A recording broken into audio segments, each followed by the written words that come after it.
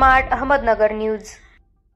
Republican पक्षाच्या आंदोलनामुळे Saswad police स्टेशनचे 2 पोलीस निलंबित। पुरंदर सासवड पोलीस स्टेशन हद्दीतील सर्व प्रकारचे अवैध धंदे बंद करण्यात यावे या मागणीसाठी Republican party of India Athawale श्रमिक ब्रिगेड व रिपब्लिकन पक्षाच्या वतीने रिपब्लिकन श्रमिक ब्रिगेडचे प्रदेश सरचिटणीस विष्णुदादा भोसले, रिपब्लिकन पक्षाचे पुरंदर तालुका अध्यक्ष बळीराम सोनवणे, रिपब्लिकन श्रमिक ब्रिगेडचे तालुका अध्यक्ष कालिदास सुबाळे यांनी उपविभागीय पोलीस अधिकारी भोर विभाग सासवड यांच्या कार्यालयासमोर सोमवार दिनांक 21 एप्रिल सकाळी ठीक 11 वाजता बेमुदत उपोषण सुरू केले होते। या आंदोलनामुळे सासवड पोलीस स्टेशनचे 2 पोलीस कर्मचारी निलंबित करण्यात आले आहे।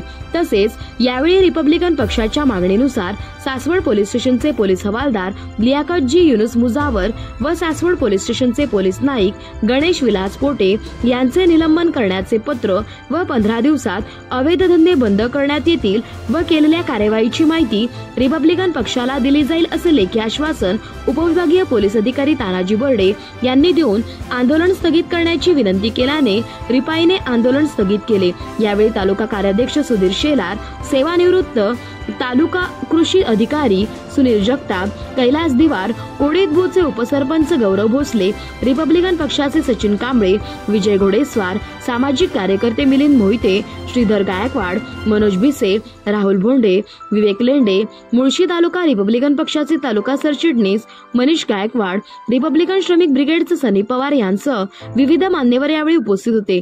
सदर आंदोलनास बहुजन हक्क परिषदेचे संस्थापक अध्यक्ष सुनील तात्या धिवार, भारतीय जनता पक्षाचे तालुका उपाध्यक्ष अमोल जगताप, पुरोगामी संघर्ष परिषदेचे मनोज भिसे, कोडीद खुर्दचे माजी सरपंच विशाल कांबळे, कोडीदबूचे माजी सरपंच बापूसाहेब बडदे, सामाजिक कार्यकर्ते महादेव भोंडे यांनी जाहीर पाठिंबा दिला। या आंदोलनात रिपब्लिकन श्रमिक ब्रिगेडचे प्रदेश नेते शकूरभाई शेख, रिपब्लिकन श्रमिक ब्रिगेड पश्चिम महाराष्ट्राचे अध्यक्ष पुरुषोत्तम पवार, आसिफभाई शेख, वेनिला पवार, नूरजहां पठाण यांसह विविध पदाधिकारी आणि सहभाग घेतला होता।